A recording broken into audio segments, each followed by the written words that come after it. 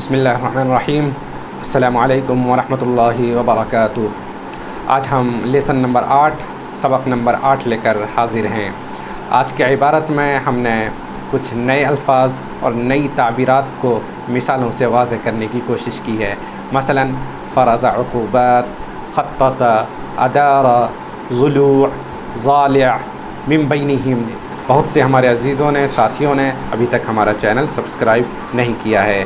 آپ کو اگر یہ ویڈیوز اچھے لگتے ہیں، آپ کو ان سے فائدہ پہنچ رہا ہے تو ہمارا چینل سبسکرائب ضرور کیجئے۔ تو آئیے ہم شروعات کرتے ہیں آج کے اپنے سبق کی۔ تو لیجئے ہمارے 8ویں سبق کے لیے عربی کی عبارت حاضر ہے۔ الفاظ کے معنی بھی آپ کے سامنے ہیں۔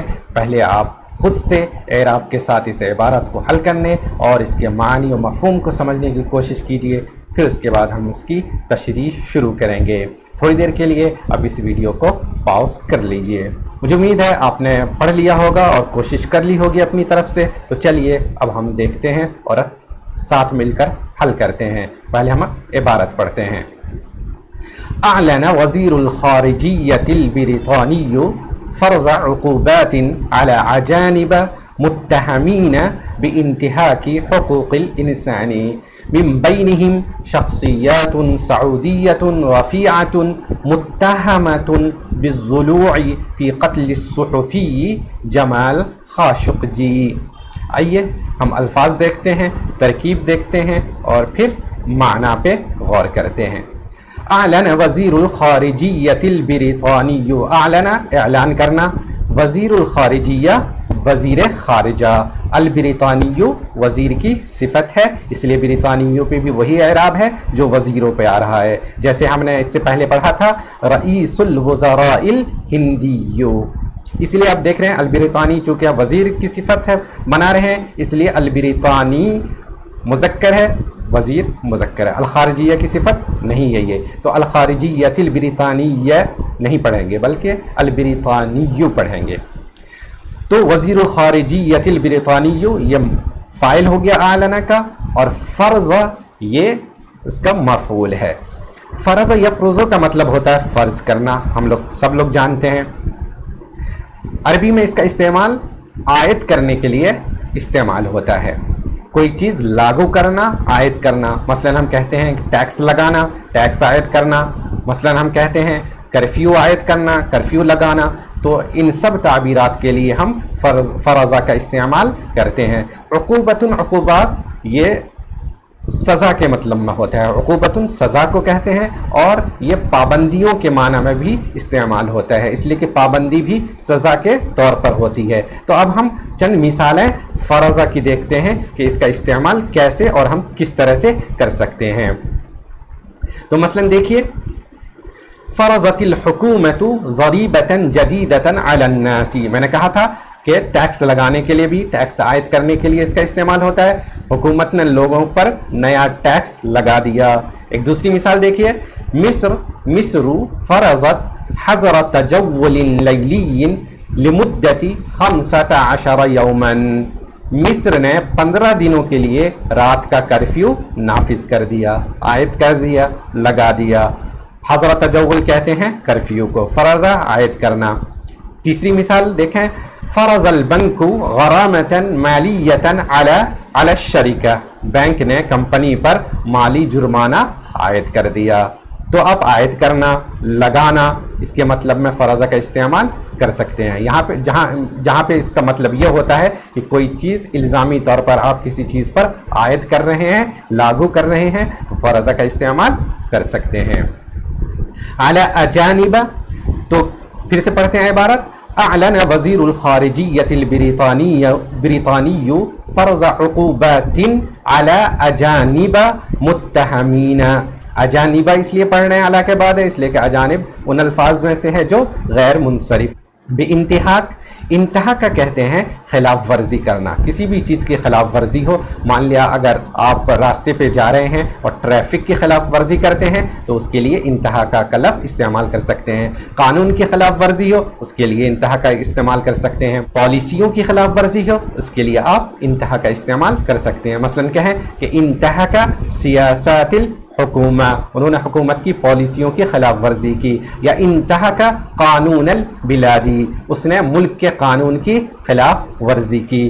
یہاں پہ جو خلاف ورزی کا مطلب ہے وہ ہے انسانی حقوق کی خلاف ورزی، انسانی حقوق کی خلاف ورزی۔ تو اب کیا ہے اس کا اتنا کیا ترجمہ ہوگا کہ برطانیہ کے وزیر خارجہ نے چند غیر ملکیوں پر، اجنبی کی جمع اجانب جس کو غیر ملکی کہتے ہیں، اجنبی اب اردو میں استعمال کرتے ہیں جو ناشناسا ہو، جن کو آپ نہیں جانتے ہو، لیکن عربی میں اس کا استعمال غیر ملکیوں کے لیے ہوتا ہے۔ تو برطانیہ کے وزیر خارجہ نے چند اجنبیوں پر پابندیاں عائد کرنے کا اعلان کیا۔ اب جو متہمینہ ہے وہ اجانب کی صفت ہے۔ یہ کون ہے چند اجنبی؟ جن پر الزام ہے، اتہامہ کہتے ہیں الزام لگانے کو، تو متہم جن پر الزام لگایا گیا ہو، متہمینہ جن پر الزام لگایا گیا ہے۔ کس بات کا الزام لگایا گیا ہے؟ بے انتہا کی حقوق الانسانی، حقوق انسانی کے خلاف ورزی کا جن پر الزام ہے، یعنی جہاں بھی ہیں وہ اپنے ملکوں میں وہ انسانی حقوق کی خلاف ورزیاں کرتے ہیں، وہ ایسی کارروائیوں میں یا ایسی سرگرمیوں میں ملوث ہیں جو انسانی حقوق کے خلاف ورزی مانی جاتی ہیں۔ من بینہم، اب یہ تعبیر دیکھیے، یہاں تک ہو گیا کہ ایسے اجنبیوں پر پابندیاں عائد کر دی ہیں جن پر انسانی حقوق کی خلاف ورزی کا الزام ہے۔ من بینہم، ان میں سے شخصیات سعودیت، من بینہم کی تعبیر بھی بہت اہم تعبیر ہے اور بہت ہی اچھی تعبیر ہے، اس کو یاد رکھیے گا۔ اس تعبیر کو ہم چند مثالوں سے سمجھتے ہیں۔ مثلا دیکھیے یہاں پر یضم البرلمان 20 عضوا، پارلیمنٹ میں 20 ممبران ہیں، پارلیمنٹ میں اعضاء کی تعداد 20 ہے۔ من بینہم 5 نساء، ان میں سے 5 عورتیں ہیں۔ من بینہم 5 نساء۔ زرت العدید من الدول، میں نے کئی کنٹریوں کا دورہ کیا ہے، میں نے کئی کنٹریوں کا وزٹ کیا ہے۔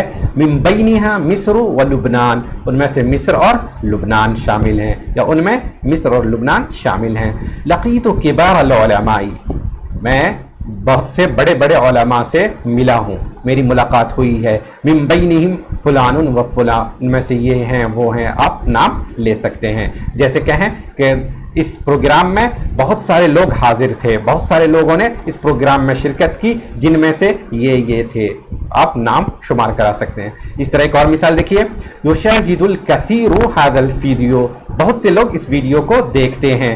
من بینہم طلاب و خریجون، ان میں سے طلبہ بھی ہیں اور فارغین بھی ہیں۔ تو آپ اس لفظ کو یاد رکھیے اور اس کا استعمال کیجیے اپنی تعبیرات میں۔ اب کیا ہے؟ من بینہم شخصیات سعودیۃ رفیعۃ متہمۃ، یہ سب سعودیہ، رفیعہ، متہمہ شخصیات کی صفت ہیں۔ شخصیات موصوف ہے، سعودیۃ، رفیعۃ، متہمۃ، یہ تینوں شخصیات کی صفت ہے۔ رفیع کا مطلب ہوتا ہے اونچا، تو اونچی شخصیت ہم اردو میں بھی بولتے ہیں، یعنی کچھ نمایاں شخصیت۔ متہمہ یہاں پہ بھی وہی جن پر الزام ہے۔ اب یہاں پہ ایک تعبیر دیکھیے اور ایک لفظ دیکھیے، ضلوع۔ ضلوع، ضلع کی جمع ضلوع ہے۔ ضلع کس کو کہتے ہیں؟ ضلع اصل میں کہتے ہیں پسلی کو، جو پسلی کی ہڈی ہوتی ہے اس کو ضلع کہتے ہیں، اس کی جمع ضلوع ہے۔ لیکن یہ اب ضلوع یا ضالع کا لفظ یہ الگ معنی میں استعمال ہونے لگا ہے۔ جب ضلوع کا لفظ لاتے ہیں اور کہتے ہیں لہو ضلوع فی الجریمتی، تو اس کا مطلب ہوتا ہے کہ جرم میں وہ ملوث ہے، جرم میں اس کا ہاتھ ہے۔ تو جو شخص ملوث ہو کسی چیز میں اس کو ضالع کہتے ہیں، اور ضلوع کسی چیز میں ہاتھ ہونے کو کہتے ہیں۔ چند مثالیں مثلا دیکھتے ہیں ہم اس کی تاکہ اور وضاحت ہو جائے اس لفظ کی۔ جیسے کہتے ہیں حکم علیہ بالسجن المؤبد لضلوعہ فی القتل، اسے عمر قید کی سزا سنائی گئی، کس لیے؟ قتل میں ملوث ہونے کی وجہ سے، قتل میں اس کا ہاتھ ہونے کی وجہ سے۔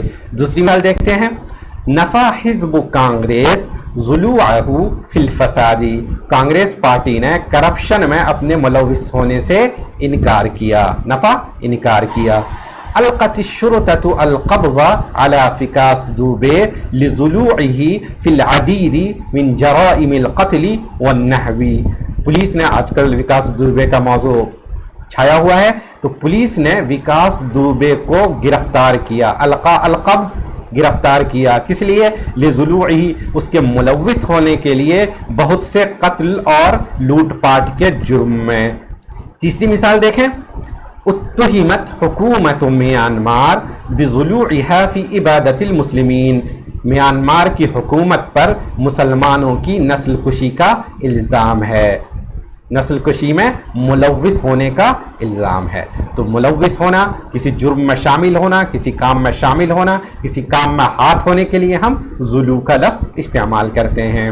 تو اب کیا ترجمہ ہوگا کہ ان میں سے، یعنی جن لوگوں پہ الزام ہے، جن غیر ملکیوں میں سے، ان میں سے کچھ اونچی سعودی شخصیات بھی ہیں جن پر صحافی کہتے ہیں نامہ نگار کو، اخبار نویس کو، جرنلسٹ کو، ان پر نامہ نگار یا اخبار نویس جمال خاشقجی کے قتل میں ملوث ہونے کا الزام ہے. اب پوری عبارت کا ترجمہ دیکھیں ہم. برطانیہ کے وزیر خارجہ نے چند غیر ملکیوں پر جن پر انسانی حقوق کی خلاف ورزی کا الزام ہے پابندیاں عائد کرنے کا اعلان کیا. ان میں سے کچھ اونچی سعودی شخصیات بھی ہیں جن پر جرنلسٹ جمال خاشقجی کے قتل میں ملوث ہونے کا الزام ہے. ٹھیک ہے، آگے بڑھتے ہیں. وقالت الخارجية البريطانية إن سعود القحطاني الذي كان مستشارا بالديوان الملكي السعودي خطط وأدار عملية قتل خاشقجي مستعينا بفريق من 15 شخصا. الخارجیت البرطانیہ یہ وہی ہے جو اوپر الخارجیہ ہے، یہاں پہ وزارہ کو حذف کر دیا ہے. عربی میں بہت سی جگہوں پہ ایسا کرتے ہیں کہ جس لفظ کا مفہوم واضح ہوتا ہے ہم اس کو حذف کر دیتے ہیں. تو صرف یہاں پہ الخارجیہ رہنے دیا اور برطانیہ رہنے دیا، وزارہ کو حذف کر دیا.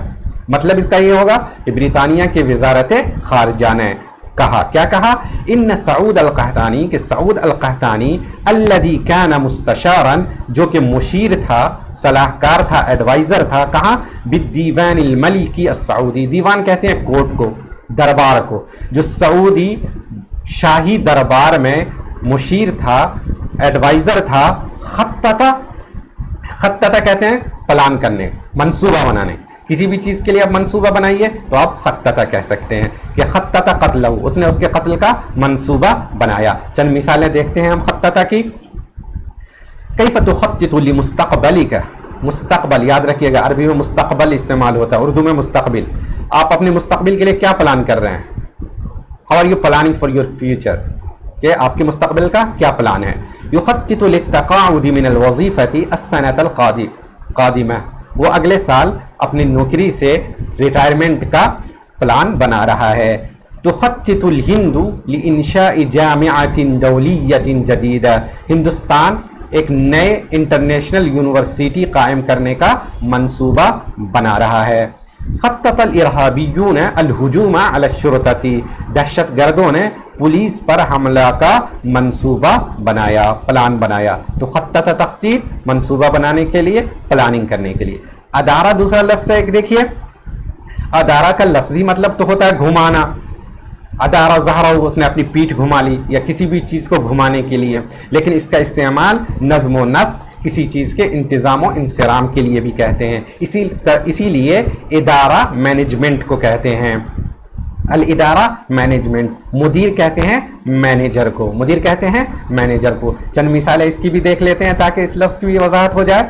یدیر اخی شرکتن کبیرتن فی الہند، میرا بھائی ہندوستان میں ایک بڑی کمپنی چلا رہا ہے. من یدیر هذه المدرسہ، یہ مدرسہ کون چلا رہا ہے؟ اس مدرسے کا انتظام و انصرام کون کر رہا ہے؟ هل انت مسئول عن ادارت هذا المشروع، کیا اس پروجیکٹ کو چلانے کی ذمہ داری آپ پر ہے؟ کیا آپ ذمہ دار ہیں اس پروجیکٹ کو چلانے کی؟ تو یہاں پہ ادارہ چلانا، مینیج کرنا. انہو ادار البرنامج بشکل جید، اس نے اس پروگرام کو بہت اچھے سے چلایا. اسی طرح کہتے ہیں یدیر رئیس البرلمان اجراءات البرلمان، پارلیمنٹ کا جو چیئرمین ہوتا ہے وہ کون ہوتا ہے؟ اسپیکر. اسپیکر پارلیمنٹ کے امور کو چلاتے ہیں، پارلیمنٹ کی کارروائیوں کو چلاتے ہیں. تو وضاحت ہے خططہ کا استعمال کیسے کرتے ہیں، ادارہ کا استعمال کیسے کرتے ہیں. اب ہم عبارت پہ آتے ہیں. خطط وادار عملیت قتل خاشقجی مستعیناً، مستعیناً استعانہ مدد لینا، فریق کہتے ہیں ٹیم کو، کسی بھی ٹیم کو، گروپ کو۔ تو اب کیا ترجمہ ہوگا اس پیراگراف کا؟ برٹین کے وزارت خارجہ نے کہا کہ سعود القحطانی جو سعودی شاہی دربار میں ایڈوائزر تھا، اس نے خاشقجی کے قتل کا منصوبہ بنایا اور اس کو انجام تک پہنچایا، منصوبہ بنایا اور اس کو مینج کیا، اس کے پیچھے اسی کا ہاتھ تھا۔ خطط و ادارہ، اسی نے منصوبہ بنایا اور اس پورے عمل کو اس نے انجام دیا۔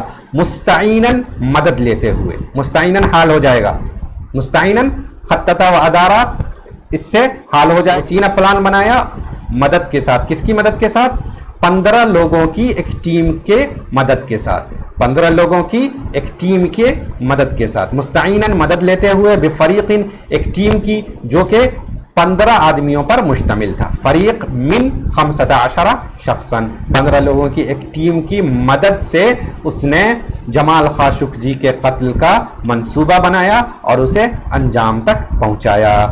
آج کا ہمارا یہ سبق یہیں پہ ختم ہوتا ہے۔ ہم امید کرتے ہیں کہ یہ سبق بھی آپ کو پسند آیا ہوگا اور آپ نے نئی تعبیرات اور نئے الفاظ اور ان کے نئے استعمالات سیکھے ہوں گے۔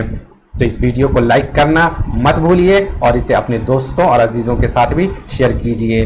ہم پھر ملیں گے انشاءاللہ نئے ویڈیو میں، نئے سبق کے ساتھ، نئی عبارت کے ساتھ اور نئے الفاظ اور نئی تعبیرات کے ساتھ۔ تب تک کے لیے اللہ حافظ، والسلام علیکم ورحمۃ اللہ وبرکاتہ۔